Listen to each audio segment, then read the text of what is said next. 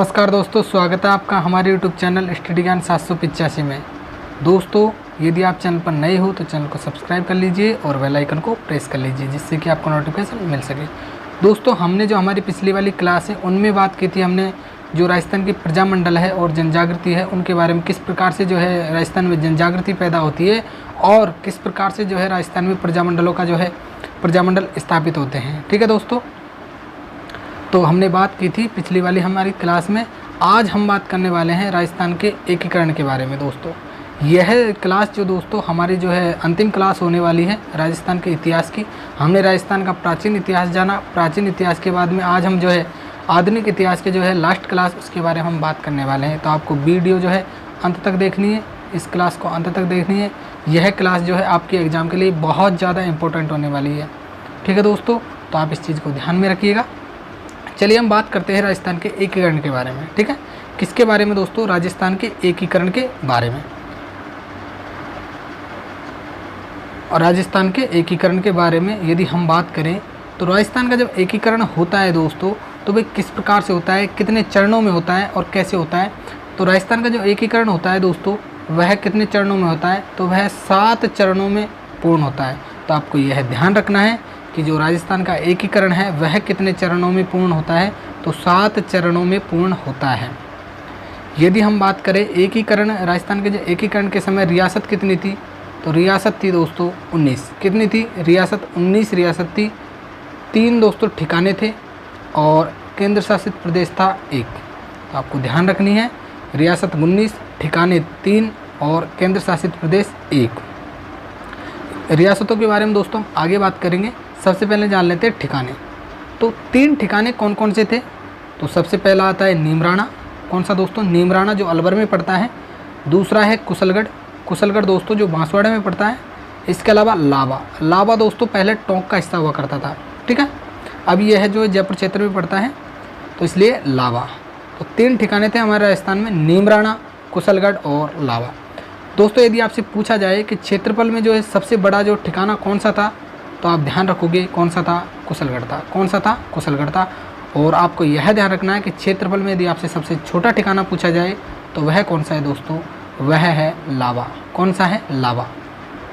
ठीक है, यदि हम नीमराणा के जो शासक है उसकी बात करें तो उन नीमराणा के शासक थे राव राजेंद्र। कौन थे? राव राजेंद्र थे।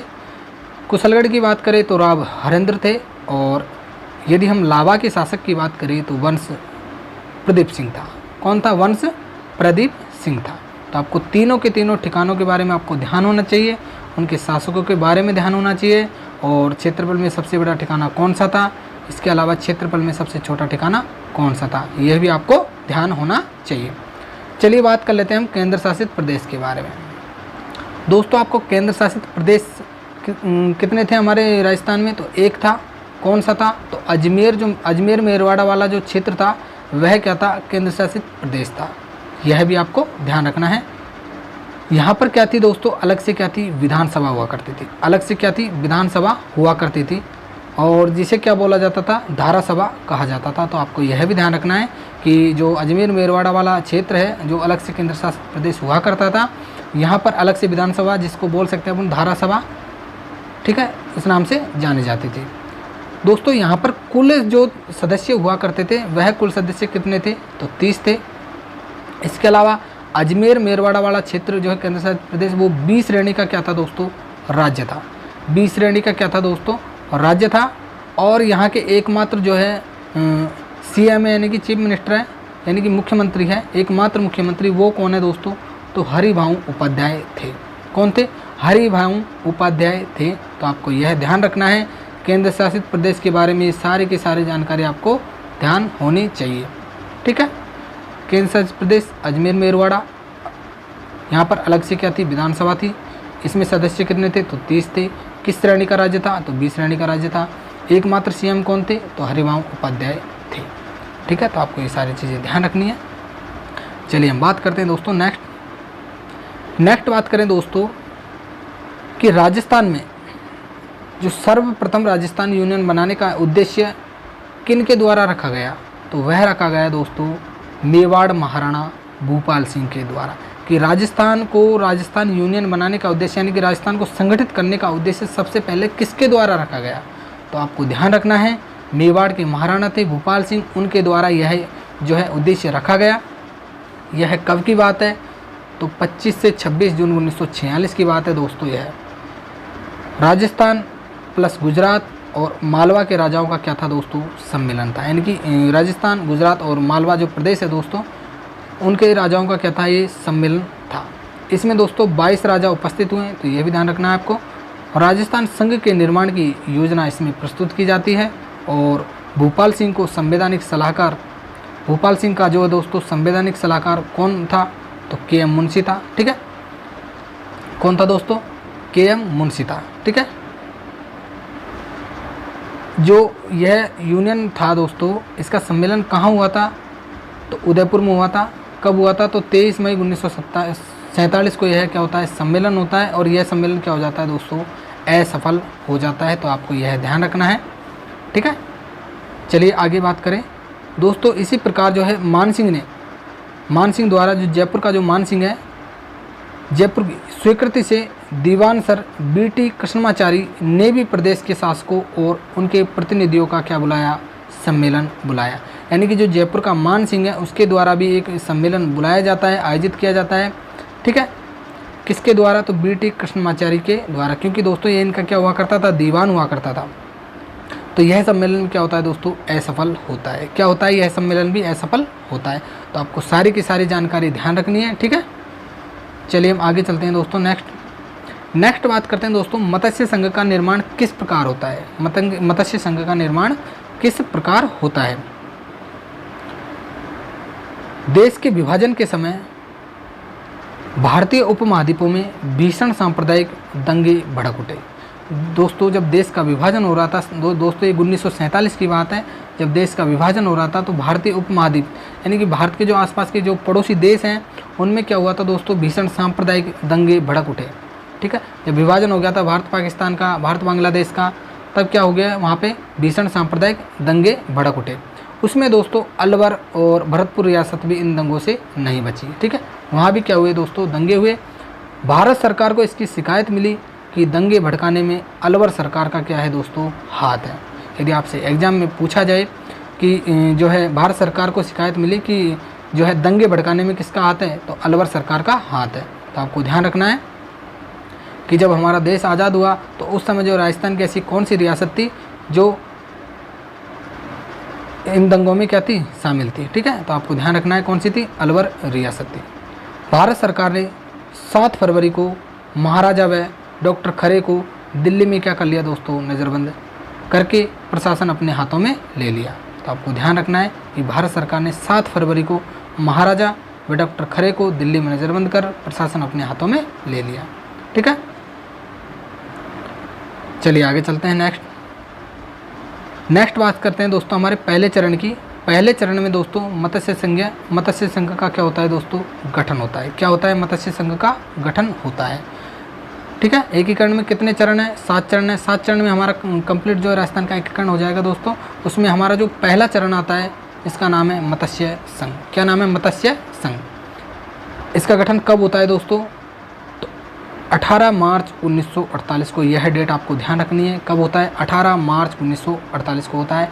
इसमें जो रियासतें कितनी शामिल थी? तो इसमें 4 रियासतें शामिल थी, अलवर, भरतपुर, धौलपुर और करौली। ठीक है, तो आपको ध्यान रखना है कितनी? 4, अलवर, भरतपुर, धौलपुर और करौली। इसका जो है उद्घाटन किसके द्वारा किया जाता है? तो इसका जो है उद्घाटन एन.बी. गॉडगिल के द्वारा किया जाता है। कब किया जाता है? तो 17 मार्च 1948। यानी कि दोस्तों जब मत्स्य संघ का गठन होता है तो उससे एक दिन पहले इसका उद्घाटन किया जाता है। किसके द्वारा? एन.बी. गॉडगिल के द्वारा। ठीक है, इसका राज प्रमुख किसे बना दिया जाता है? तो राज प्रमुख बना दिया जाता है दोस्तों महाराजा उदयभान सिंह को। किसको बना दिया जाता है? महाराजा उदयभान सिंह को। ठीक है, इसके उपराज प्रमुख किसको बना दिया जाता है? तो यह बना दिया जाता है दोस्तों गणेश पाल को। किसको बना दिया जाता है? गणेश पाल को इसका जो है उपराज प्रमुख बना दिया जाता है। ठीक है, तो आपको ध्यान रखना है ये राज प्रमुख कहाँ का है दोस्तों? तो यह है धौलपुर का। कहाँ का है? धौलपुर का। तो आपको ध्यान रखना है कहाँ का है? धौलपुर का। राजधानी बना दी जाती है दोस्तों किसको? अलवर को। और प्रधानमंत्री कौन होते हैं, तो शोभाराम कुमावत होते हैं, जो अलवर प्रजामंडल के क्या थे दोस्तों, प्रमुख नेता थे। ठीक है, तो ये सारी चीज़ें आपको मत्स्य संघ के बारे में ध्यान रखना है। गठन कब होता है, रियासतें कितनी होती है, उद्घाटन किसके द्वारा किया जाता है, और राज्य प्रमुख किसको बनाया जाता है, उपराज्य प्रमुख कौन बनते हैं, राजधानी कहाँ किसको बनाई जाती है, और प्रधानमंत्री कौन होते हैं। तो आपको सारी की सारी चीज़ें बिल्कुल A to Z याद होनी चाहिए। ठीक है दोस्तों, यहाँ से कई बार जो है एग्जाम में क्वेश्चन पूछ लिया जाता है, तो गलत नहीं होना चाहिए। बहुत सिंपल चैप्टर है। चलिए आगे बात करें। नेक्स्ट बात करते हैं दोस्तों हमारे सेकंड चरण की। सेकंड चरण का नाम है दोस्तों राजस्थान संघ, या फिर आप कह सकते हो पूर्वी राजस्थान। ठीक है, राजस्थान संघ या फिर पूर्वी राजस्थान। पूर्वी राजस्थान क्यों नाम पड़ा दोस्तों, क्योंकि इसमें जितने भी जिले आ रहे हैं वो सारे पूर्वी राजस्थान के जिले आ रहे हैं। ठीक है, तो आपको ध्यान रखना है। राजस्थान संघ या पूर्वी राजस्थान का जो है गठन कब होता है, तो गठन होता है दोस्तों 25 मार्च 1948 को। कब होता है, 25 मार्च 1948 को इसका जो है गठन होता है। उद्घाटन किसके द्वारा, तो NB गोडगिल के द्वारा इसका उद्घाटन किया जाता है। राज्य प्रमुख किसको बना दिया जाता है, तो राज्य प्रमुख जो है कोटा के जो भीम सिंह हैं उनको बना दिया जाता है। उपराज्य प्रमुख किसको बना दिया जाता है, तो उपराज्य प्रमुख दोस्तों बना दिया जाता है महारावल लक्ष्मण सिंह को। किसको बना दिया जाता है, महारावल लक्ष्मण सिंह को बना दिया जाता है। इसके अलावा जो है दोस्तों राजधानी, तो राजधानी कोटा बना दी जाती है। और PM यानी कि प्रधानमंत्री जो है गोकुललाल असावा जो शाहपुरा के थे उनको बना दिया जाता है। और जो रियासती विभाग था, रियासती विभाग की स्थापना होती है दोस्तों कब, 1947 में। ठीक है, इसके प्रस्ताव के अनुसार ही दोस्तों राजस्थान संघ है जो इसका गठन होता है। ठीक है, इसका जो है रियासती विभाग द्वारा यह प्रस्ताव कब लाया जाता है, तो 3 मार्च 1948 को यह प्रस्ताव लाया जाता है। और इस प्रस्ताव के अनुरूप ही राजस्थान संघ और पूर्वी राजस्थान का यानी कि 25 मार्च 1948 को क्या होता है, इसका गठन होता है। तो आपको ध्यान रखना है कि जो हमारा सेकंड चरण है राजस्थान संघ या पूर्वी राजस्थान संघ, वह किस विभाग के जो प्रस्ताव पर जो है इसका जो है गठन किया जाता है, तो रियासती विभाग के प्रस्ताव पर इसका गठन किया जाता है। आपको ध्यान रखना है। ठीक है, इसमें रियासतें कौन कौन सी आती है दोस्तों, तो कोटा, बूंदी, झालावाड़, टोंक, डूंगरपुर, बांसवाड़ा, प्रतापगढ़, किशनगढ़, शाहपुरा। ठीक है, तो आपको ये जितनी भी 9 रियासत है तो आपको ये 9 की 9 ध्यान रखनी है। ठीक है, ये ध्यान होना चाहिए आपको।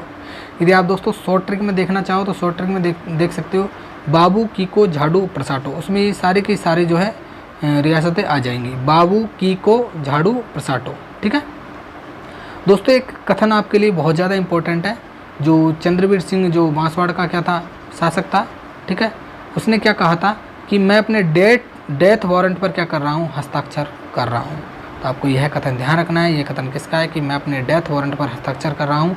तो यह कथन है चंद्रवीर सिंह का, जो कहाँ के हैं, बांसवाड़ा के हैं। ठीक है, और ये रियासत आपको ध्यान रखनी है, कोटा, बूंदी, झालावाड़। ठीक है, ये 3 तो दोस्तों हाड़ौती क्षेत्र की आ गई, कोटा, बूंदी, झालावाड़। और एक टोंक याद रखना आप, डूंगरपुर, बांसवाड़ा, प्रतापगढ़। ठीक है, ये अपने दक्षिण वाले जिले आ गए, डूंगरपुर, बांसवाड़ा, प्रतापगढ़। ठीक है, इसके अलावा किशनगढ़, अजमेर वाला किशनगढ़ आ गया, शाहपुरा आ गया, भीलवाड़ा। ठीक है, तो आपको 1 2 3 4 5 6 7 8 9 की 9 रियासतें आपको ध्यान होनी चाहिए। किस में है, राजस्थान संघ में है। ठीक है, या फिर पूर्वी राजस्थान आप कह सकते हो इसको। ठीक है, तो आपको ये सारी की सारी बातें ध्यान में होनी चाहिए। चलिए हम बात करते हैं नेक्स्ट बात कर देते हैं दोस्तों हमारे तीसरे चरण की। तो तीसरे चरण का नाम है दोस्तों हमारे संयुक्त राज्य राजस्थान। क्या नाम है दोस्तों, संयुक्त राज्य राजस्थान। यदि हम बात करें इसका जो है गठन कब होता है, तो इसका गठन होता है 18 अप्रैल 1948 को। कब होता है, 18 अप्रैल 1948 को। ठीक है, यदि हम इसमें रियासतों की बात करें तो इसमें दोस्तों राजस्थान संघ की 9 की 9 रियासत और एक दोस्तों उदयपुर भी क्या हो जाता है, शामिल हो जाता है। ठीक है, तो इस प्रकार से 10 रियासत और एक ठिकाना क्या हो जाता है, इसमें शामिल हो जाता है। ठीक है दोस्तों, तो आपको ये ध्यान रखना है। इसके अलावा जो है उद्घाटन किसके द्वारा किया जाता है, तो उद्घाटन किया जाता है दोस्तों पंडित जवाहरलाल नेहरू के द्वारा। तो आपको तीसरे चरण में ध्यान रखना है। पहले चरण में NB गोडगिल, दूसरे चरण में भी NB गोडगिल, जबकि तीसरे चरण में पंडित जवाहरलाल नेहरू उद्घाटनकर्ता के रूप में आ जाते हैं। और जो है दोस्तों संयुक्त राज्य राजस्थान किसकी सिफारिश पर बनता है, तो यह बनता है नेहरू जी की सिफारिश पर। तो आपको यह भी ध्यान रखना है। एग्जाम में क्वेश्चन पूछा जा सकता है कि जो संयुक्त राज्य राजस्थान है वह किसकी सिफारिश पर बनता है, तो नेहरू जी की सिफारिश पर बनता है। नेहरू जी ने जो है 11 माह की अवधि में ही बहुत कुछ अच्छा कर दिया था। ठीक है, यानी कि सारा कुछ जो अच्छा किया नेहरू जी ने, सारा काम ही 11 महीनों में क्या कर दिया, अच्छा कर दिया। इसके अलावा यहाँ के राज्य प्रमुख की बात करें हम, तो राज्य प्रमुख कौन हो जाएंगे, तो भूपाल सिंह यहाँ के क्या हो जाएंगे, राज्य प्रमुख हो जाएंगे। जो कहाँ के हैं दोस्तों, भूपाल सिंह। भूपाल सिंह है हमारे जो है उदयपुर के, या फिर आप बोल सकते हो मेवाड़ के। ठीक है, ये दोस्तों एकमात्र ऐसे शासक थे जो अपाहिज थे। तो आपसे एग्जाम में क्वेश्चन पूछा जाए कि एकमात्र जो है एकीकरण में अपाहिज शासक कौन थे, तो वो थे भूपाल सिंह। ठीक है, इसके अलावा जो है उपराज्य प्रमुख किसको बना दिया जाता है, तो वह बना दिया जाता है तो दोस्तों भीम सिंह। किसको बना दिया जाता है, भीम सिंह को, जो कहाँ के थे, कोटा के थे। ठीक है दोस्तों, सेकंड चरण में दोस्तों भीम सिंह क्या रहते हैं, राज्य प्रमुख रहते हैं। और जबकि थर्ड चरण में जो है राज्य प्रमुख किसको बना दिया जाता है, तो भूपाल सिंह को बना दिया जाता है। और उपराज्य प्रमुख किसको बना दिया जाता है, कोटा वाले शासक को बना दिया जाता है, जिसका नाम है भीम सिंह। राजधानी दोस्तों उदयपुर को बना दिया जाता है, क्योंकि उदयपुर इसमें शामिल हो जाता है, तो कोटा को हटा के राजधानी उदयपुर को बना दिया जाता है। और जो प्रधानमंत्री है वह किसको बना दिया जाता है, माणिक्यलाल वर्मा को बना दिया जाता है। तो यह भी आपको ध्यान रखना है। ठीक है, तो ये सारी की सारी बातें आपको संयुक्त राज्य राजस्थान में आपको ध्यान रखनी है। जो तीसरा चरण है जो है, कब इसका गठन होता है, रियासतें कौन कौन सी शामिल होती है, उद्घाटन कौन करता है, राज्य प्रमुख कौन होता है, उपराज्य प्रमुख, राजधानी और इसके अलावा पीएम। ठीक है, तो आपको सारी की सारी बातें ध्यान रखनी है। चलिए हम आगे बात करें, नेक्स्ट बात करते हैं दोस्तों हमारे चौथे चरण के बारे में, जिसका नाम है बृहत राजस्थान संघ। कौन है दोस्तों, बृहत राजस्थान संघ। क्या नाम है, बृहत राजस्थान संघ। इसका जो है गठन कब होता है, तो 30 मार्च 1949 को इसका क्या होता है, गठन होता है। इसमें जो है रियासतें संयुक्त राजस्थान, यानी कि दोस्तों जो हमारे जो सेकंड चरण था पूर्वी राजस्थान, उसमें जो है उदयपुर शामिल हो जाता है, तो संयुक्त राजस्थान बन जाता है। इसके अलावा JJJB यानी कि जैसलमेर, जयपुर, इसके अलावा जो है जोधपुर और बीकानेर, ये चारों के चारों रियासतें क्या हो जाती है, इसमें शामिल हो जाती है। और जो है संयुक्त राजस्थान और जयपुर, जैसलमेर, जोधपुर और बीकानेर, ये चारों रियासत शामिल होकर क्या बन गया, बृहत राजस्थान संघ बन जाता है। ठीक है, इसमें दोस्तों एक जो हमारा ठिकाना लावा वो भी सम्मिलित हो जाता है। ठीक है, तो आपको ध्यान रखना है। तो ये 14 तो क्या हो जाती है, रियासत हो जाती है, और 2 क्या हो जाते हैं, इसमें ठिकाने हो जाते हैं। तो इस प्रकार से आपको सारी चीज़ें याद करनी है सीक्वेंस से। यहाँ के राज्य प्रमुख किसको बना दिया जाता है, तो राज्य प्रमुख जो है जयपुर के मानसिंह को बना दिया जाता है। जो मानसिंह सेकंड था दोस्तों, उसको जयपुर का राज्य प्रमुख बना दिया जाता है, यानी कि बृहत राजस्थान संघ का क्या बना दिया जाता है, राज्य प्रमुख बना दिया जाता है। यदि हम बात करें महाराज प्रमुख, ठीक है, तो महाराज प्रमुख का पद किसको दे दिया जाता है, तो भूपाल सिंह जो मेवाड़ के थे यानी कि उदयपुर के थे, उनको क्या दे दिया जाता है, महाराज प्रमुख का पद दे दिया जाता है।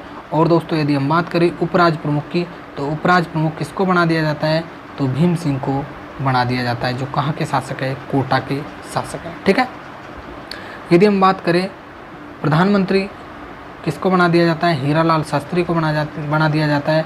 और राजधानी ठीक किसको दोस्तों, जयपुर को। ठीक है, तो राजधानी आगे दोस्तों जयपुर ही रहेगी। ठीक है, तो राजधानी किसको, जयपुर को बना दिया जाता है। दोस्तों हम यदि यहाँ पे उद्घाटनकर्ता की बात करें, तो उद्घाटनकर्ता कौन है यहाँ के, तो सरदार वल्लभ भाई पटेल, यानी कि बृहत राजस्थान संघ के उद्घाटनकर्ता यदि आपसे पूछे तो वो कौन बनते हैं, तो सरदार वल्लभ भाई पटेल बनते हैं। ठीक है दोस्तों, तो आपको ये ध्यान रखनी है, राज प्रमुख, महाराज प्रमुख, उपराज प्रमुख और उद्घाटनकर्ता और प्रधानमंत्री। ठीक है, तो ये सारी चीज़ें आपको ध्यान में होनी चाहिए। और बृहत राजस्थान संघ का गठन कब होता है, तो 30 मार्च 1949 को होता है। ठीक है, चलिए नेक्स्ट बात करते हैं। नेक्स्ट बात करें दोस्तों बृहत राजस्थान संघ के बारे में, तो बृहत राजस्थान संघ का निर्माण किस समिति की सिफारिश पर होता है, तो यह आपके लिए बहुत ज़्यादा इम्पोर्टेंट है। क्या है दोस्तों, बहुत ज़्यादा इम्पोर्टेंट है। P सत्यनारायण राव समिति की सिफारिश पर क्या होता है, बृहत राजस्थान संघ का निर्माण होता है। तो यह आपको बिल्कुल ध्यान रखना है, भूलिएगा नहीं। नेक्स्ट, बृहत राजस्थान की सर्वप्रथम मांग कहाँ की जाती है, तो 20 जनवरी 1948 को इसकी मांग की जाती है। और कहाँ की जाती है, तो अखिल भारतीय देशी राज्य लोक परिषद में इसकी क्या की जाती है, मांग की जाती है। तो यह भी आपको ध्यान रखना है कि बृहत राजस्थान संघ की सर्वप्रथम मांग कहाँ की जाती है, तो अखिल भारतीय देशी राज्य लोक परिषद में इसकी मांग की जाती है। कब की जाती है, तो 20 जनवरी 1948 को इसकी मांग की जाती है। ठीक है दोस्तों, जो बृहत राजस्थान संघ है इसमें 5 विभाग बना दिए जाते हैं, सबको अपना अपना विभाग दे दिया जाता है। ठीक है। शिक्षा विभाग यदि आपसे पूछे तो कहाँ है, तो बीकानेर में। न्याय विभाग पूछे तो कहाँ है, जोधपुर में। वन विभाग पूछे तो कहाँ है, कोटा में। कृषि विभाग पूछे तो कहाँ है, भरतपुर में। और खनिज या कस्टम विभाग पूछे तो कहाँ है दोस्तों, उदयपुर में। ठीक है, तो आपको इस पांचों विभाग याद होने चाहिए। शिक्षा विभाग बीकानेर, न्याय विभाग जोधपुर, वन विभाग कोटा, कृषि विभाग भरतपुर है दोस्तों, ये भरतपुर ध्यान रखना है। खनिज या कस्टम विभाग कहाँ है दोस्तों, तो उदयपुर है। ठीक है, तो आपको ये ध्यान रखना है। ये सारी की सारी चीज़ें आपको ध्यान होनी चाहिए। चलिए वृहत राजस्थान संघ के बारे में और भी बात करते हैं दोस्तों। नेक्स्ट आपको ये बातें ध्यान रखनी है कि किस प्रकार से जो है वृहत राजस्थान संघ अस्तित्व में आता है। दोस्तों दिसंबर 1948 की बात है, दिसंबर 1948 की बात है।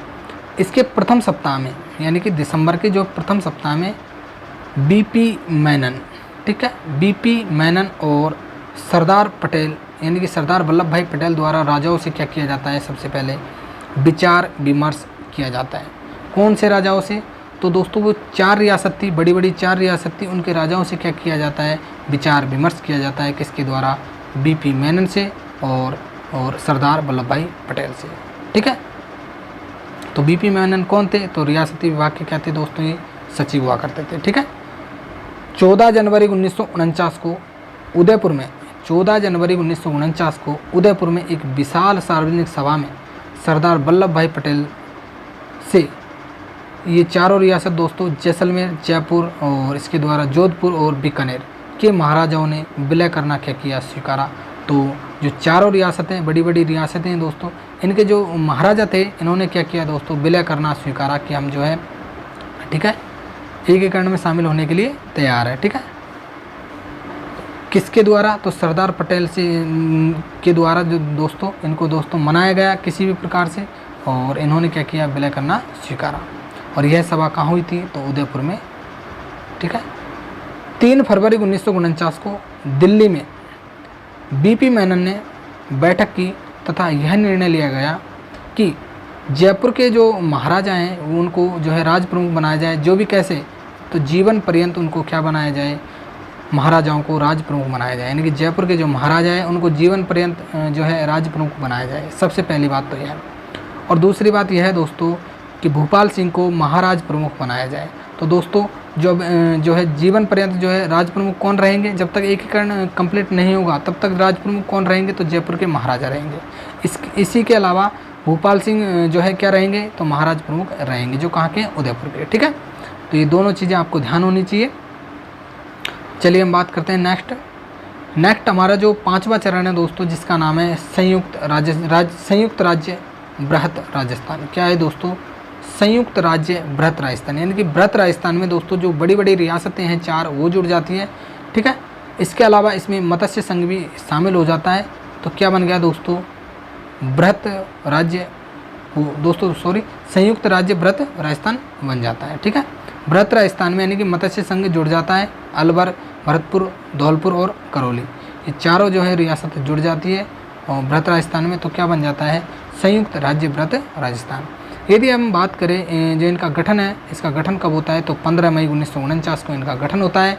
उद्घाटन किसके द्वारा किया जाता है, तो सरदार वल्लभ भाई पटेल के द्वारा उद्घाटन किया जाता है। और राज प्रमुख वही दोस्तों जयपुर के मान सिंह सेकंड रहेंगे, महाराज प्रमुख रहेंगे भूपाल सिंह, और प्रधानमंत्री रहेंगे कौन, हीरालाल शास्त्री। और जो संयुक्त राज्य वृहत राजस्थान का गठन होता है वह किस समिति की सिफारिश पर होता है, यह समिति आपके लिए बहुत ज़्यादा इंपॉर्टेंट है। तो शंकर देव राय समिति की सिफारिश पर जो है क्या होता है, संयुक्त राज्य वृहत राजस्थान का क्या होता है, गठन होता है। तो यह समिति आपको ध्यान रखनी है। ठीक है, क्या रखनी है दोस्तों, यह समिति आपको ध्यान में रखनी है। कौन सी समिति, शंकर देव राय समिति की सिफारिश पर जो है संयुक्त राज्य वृहत राजस्थान का क्या होता है, गठन होता है। ठीक है, चलिए हम नेक्स्ट बात करें दोस्तों, हमारा जो छठा चरण है, छठा चरण में बात करें तो संयुक्त राजस्थान, या फिर इसे बोल सकते हैं राजस्थान संघ। ठीक है, क्या बोल सकते हैं, संयुक्त राजस्थान या फिर राजस्थान संघ। इसका जो है गठन कब होता है, तो 26 जनवरी 1950 को इसका क्या होता है, गठन होता है। कब होता है दोस्तों, 26 जनवरी 1950 को इसका गठन होता है। इसमें यदि हम रियासतों की बात करें तो इसमें पूरा वृहत राजस्थान आ जाएगा। ठीक है, संयुक्त वृहत राजस्थान आ जाएगा। इसके अलावा वृहत राजस्थान नहीं दोस्तों, संयुक्त वृहत राजस्थान। ठीक है। कौन सा आ जाएगा? संयुक्त बृहत राजस्थान। इसके अलावा इसमें सिरोही शामिल हो जाएगा, और सिरोही के अलावा दोस्तों इसमें आबू देलवाड़ा जो दोस्तों किस में चला जाएगा? एमपी में चला जाएगा, ठीक है। कहाँ चला जाएगा? एमपी में चला जाएगा। इसके अलावा यहाँ के जो है राज प्रमुख किसको बना दिया जाएगा? तो राज प्रमुख वही रहेंगे दोस्तों जयपुर वाले, मान सिंह सेकंड। महाराज प्रमुख भोपाल सिंह रहेंगे दोस्तों उदयपुर वाले। इसके अलावा दोस्तों यहाँ से जो पीएम थे उसको सीएम का क्या दे दिया गया? दर्जा दे दिया गया, ठीक है। तो वो सीएम कौन बन गए? हीरालाल शास्त्री बन जाते हैं, ठीक है। पीएम से दोस्तों सीएम का दर्जा मिल जाता है। प्रधानमंत्री से हटाकर क्या बना दिया जाता है? तो मुख्यमंत्री बना दिया जाता है किसको? हीरालाल शास्त्री को। तो आपको ध्यान रखना है, सबसे पहला जो हमारा सीएम कौन था? तो हीरालाल शास्त्री थे। इसके अलावा राजधानी जयपुर रहेगी, और इसका जो है नाम परिवर्तन कर दिया गया। पहले था दोस्तों राजपूताना, और राजपूताना से नाम परिवर्तन करके क्या कर दिया गया है? तो राजस्थान कर दिया गया। तो आपको ये ध्यान रखना है कि राजपूताना से नाम परिवर्तन करके किस चरण में जो है राजस्थान नाम किया गया? तो छठे चरण में राजस्थान नाम कर दिया गया, और जो है राजस्थान को बी या ख श्रेणी का राज्य बना दिया गया। क्या कर दिया गया? राजस्थान को बी या ख श्रेणी का राज्य बना दिया गया। यह जो क्वेश्चन है दोस्तों कई एग्जामों में पूछा गया है कई बार, कि जो हमारा राजस्थान राज्य था एकीकरण के समय किस श्रेणी का राज्य था? तो या तो इंग्लिश जो ABCD का बी अक्षर, या फिर जो है हमारा यदि हम बात करें तो ख, ठीक है, या तो बी या फिर ख श्रेणी का राज्य बना दिया गया, ठीक है। तो आपको ये ध्यान रखना है। चलिए हम बात करते हैं दोस्तों नेक्स्ट बात करते हैं दोस्तों हमारे 7वें चरण की। तो 7वां चरण हमारा दोस्तों वर्तमान राजस्थान या नवीन राजस्थान। इस चरण में हमारा जो है कंप्लीट राजस्थान जो बनकर तैयार हो जाएगा, हमारा पूरा जो है एकीकरण कंप्लीट हो जाएगा। इसका जो है गठन कब होता है? तो 1 नवंबर 1956 को होता है। इसमें जो है कौन कौन से रियासतें, कौन कौन से ठिकाने, कौन कौन से जो है क्षेत्र शामिल होंगे वो हम देखेंगे। तो इसमें जो है दोस्तों इसमें एक तो राजस्थान संघ यानी कि छठा चरण टोटल कंप्लीट शामिल होगा। इसके अलावा जो है आबू देलवाड़ा वाला क्षेत्र जो है इसमें शामिल होगा। इसके अलावा अजमेर मेरवाड़ा वाला जो केंद्र शासित प्रदेश है वो भी इसमें शामिल हो जाएगा। इसके अलावा दोस्तों सुनेल टप्पा जो एमपी का क्षेत्र है वह कोटा में शामिल कर लिया जाएगा।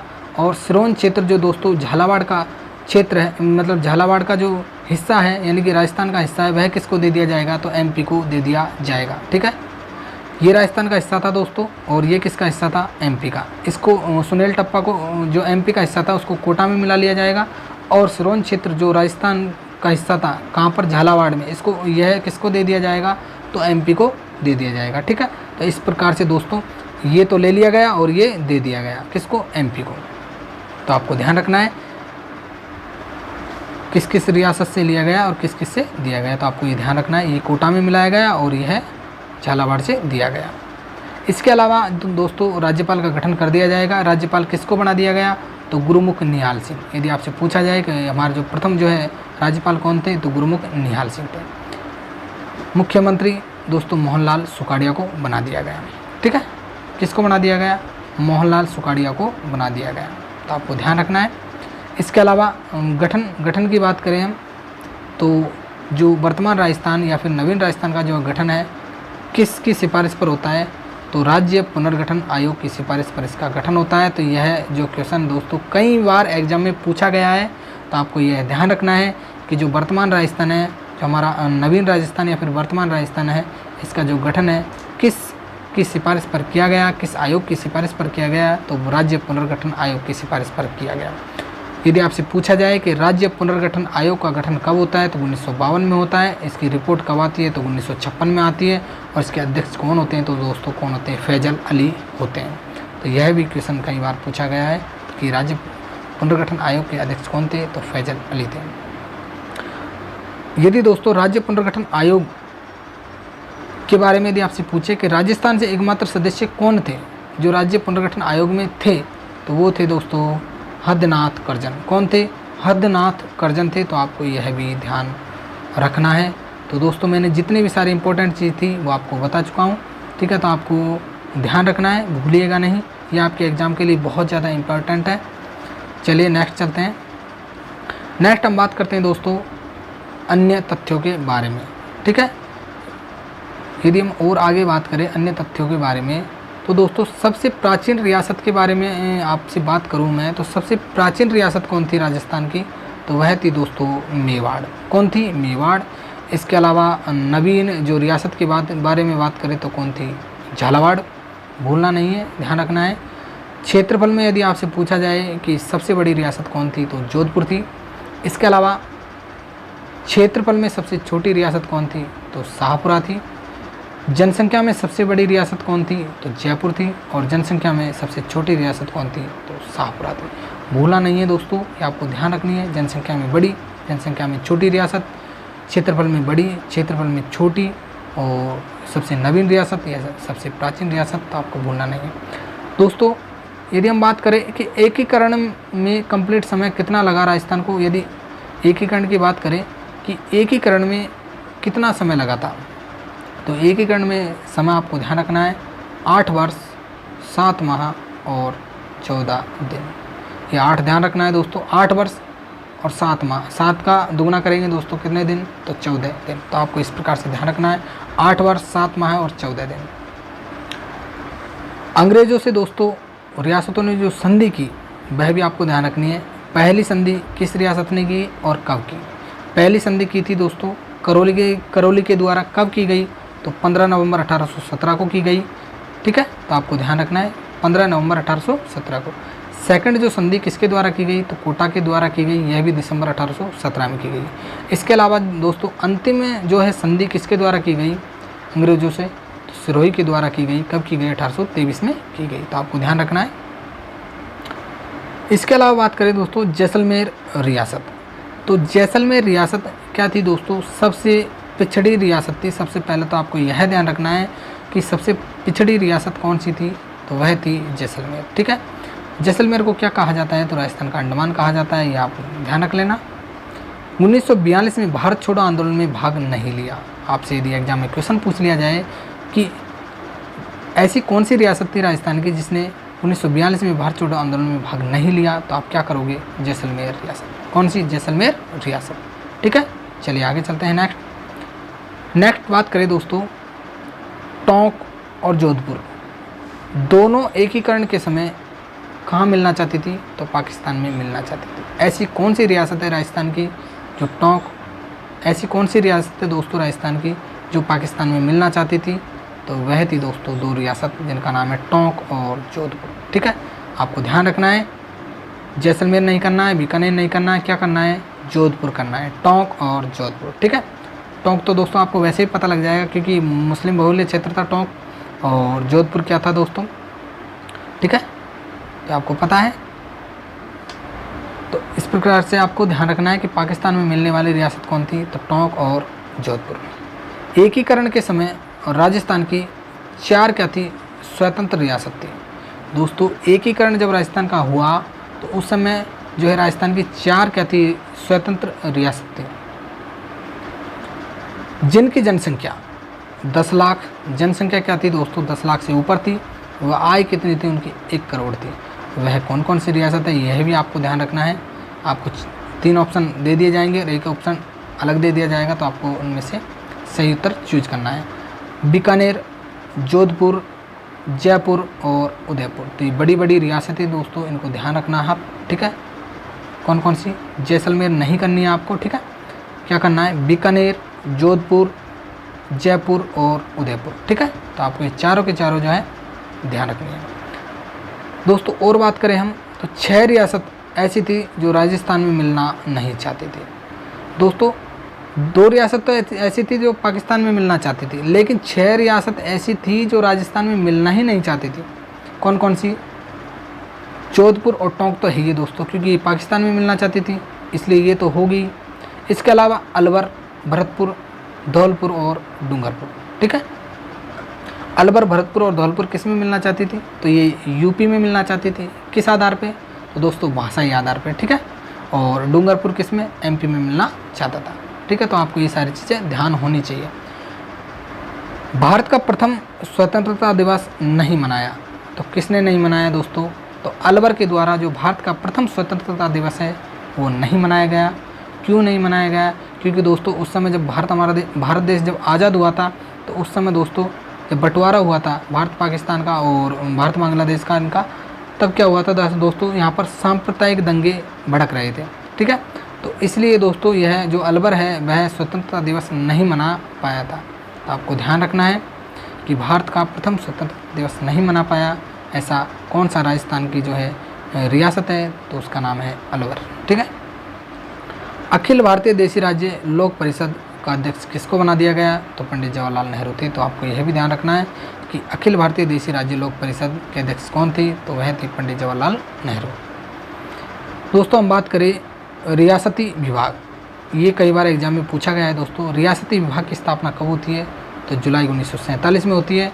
इसके अध्यक्ष कौन होते हैं, तो सरदार वल्लभ भाई पटेल होते हैं। और इसके सचिव कौन होते हैं, तो सचिव होते हैं दोस्तों बीपी मेनन। कौन होते हैं, बीपी मेनन होते हैं।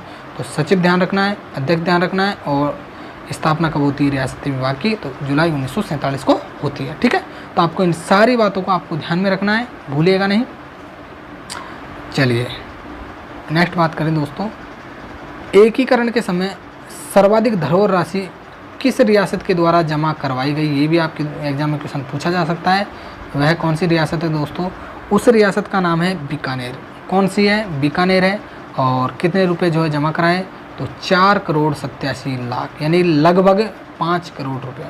आप इस प्रकार से ध्यान रख सकते हो, लगभग 5 करोड़ रुपए यानी कि 4,87,00,000 रुपए। ठीक है, अलवर, भरतपुर और धौलपुर दोस्तों भाषाई आधार पर यूपी में मिलना चाहती थी। ठीक है, तो आपको यह ध्यान रखना है कि अलवर, भरतपुर और धौलपुर भी जो है राजस्थान से बाहर यानी कि यूपी में मिलना चाहती थी। किस आधार पर, भाषाई आधार पर। ठीक है, भाषा के आधार पर। यदि हम बात करें दोस्तों प्रथम की, प्रथम बोले तो कि प्रथम शिकार एक्ट कब हुआ, प्रथम जो है डाक टिकट कब जारी किया गया, प्रथम वन्यजीव सुरक्षा कानून कब जारी किया गया। ठीक है, इस प्रकार से। तो 1901 में दोस्तों प्रथम शिकार एक्ट किसके द्वारा लगाया गया, किस रियासत के द्वारा लगाया गया, तो आपको ध्यान रखना है वो रियासत कौन सी है दोस्तों, टोंक है। कौन सी है, टोंक है। कब, 1901 की यह बात है। ठीक है, यदि हम बात करें 1904 में, तो 1904 में डाक टिकट व पोस्ट कार्ड जारी किया गया किसके द्वारा, तो सर्वप्रथम जयपुर के द्वारा। उस समय जो है वहाँ का शासक कौन था, तो वह था माधो सिंह सेकंड। कौन था, माधो सिंह सेकंड था। ठीक है, तो यह भी ध्यान रखना है। 1910 में दोस्तों वन्यजीव सुरक्षा कानून लागू किया जाता है सर्वप्रथम किसके द्वारा, जोधपुर के द्वारा। ठीक है, वन्यजीव सुरक्षा कानून पूछे दोस्तों तो 1910, शिकार एक्ट पूछे तो 1901। यदि आपसे पूछे वन्य एक्ट, केवल वन्य एक्ट पूछे आपसे, तो 1935 में किसके द्वारा दोस्तों, अलवर रियासत के द्वारा। शिक्षा पर पूर्णतः प्रतिबंध किस रियासत के द्वारा लगाया गया, तो दोस्तों डूंगरपुर के द्वारा लगाया गया। ठीक है दोस्तों, आपको ध्यान रखना है। यदि आपसे पूछे कि जनतांत्रिक व पूर्ण उत्तरदायी शासन की स्थापना करने वाली रियासत कौन सी थी, तो वह थी शाहपुरा। और न करने वाली रियासत कौन सी थी, तो वह थी जैसलमेर। ठीक है, यानी कि जनतांत्रिक व पूर्ण उत्तरदायी शासन की स्थापना करने वाली शाहपुरा और नहीं करने वाली थी जैसलमेर। ठीक है दोस्तों हमने जो यह चैप्टर पूर्ण तरीके से कंप्लीट कर लिया है। ठीक है, आई होप दोस्तों आपको कोई भी समस्या नहीं आएगी। ठीक है, यदि आप इन चीज़ों को पढ़ते हो, अच्छे से नोट्स बनाते हो, पढ़ते हो, तो आपको कोई भी समस्या आने वाले एग्जाम में नहीं आने वाली है। ठीक है, और इसी प्रकार से जो है पढ़ते रहिए। और दोस्तों अपने दोस्तों में भी इन क्लासों को शेयर कर लीजिए, जिससे कि उनका भी जो है दोस्तों उनको भी अच्छी से अच्छी शिक्षा मिल सके, बेहतर शिक्षा मिल सके। ठीक है, तो दोस्तों हमारा जो इतिहास है वह कंप्लीट हो चुका है। ठीक है, यानी कि जो हमारा राजस्थान का इतिहास है वह कंप्लीट हो चुका है। और जो है हमने प्राचीन इतिहास से लेकर के आधुनिक इतिहास के अंत तक सारी क्लासें जो है अच्छे तरीके से करवाई गई है। और उनको आप ध्यान से पढ़िए, ध्यान से देखिए। दोस्तों ये क्लासें आपके लिए बहुत ज़्यादा इंपॉर्टेंट है। क्यों? क्योंकि इनमें दोस्तों आरबीएससी की बुक्स का मैटर लिया गया है। इनके अलावा जो और प्रतियोगी परीक्षाओं की जितनी भी किताब है, अच्छी जितनी किताब है, वो मेरे द्वारा सारी समाहित कर ली गई है।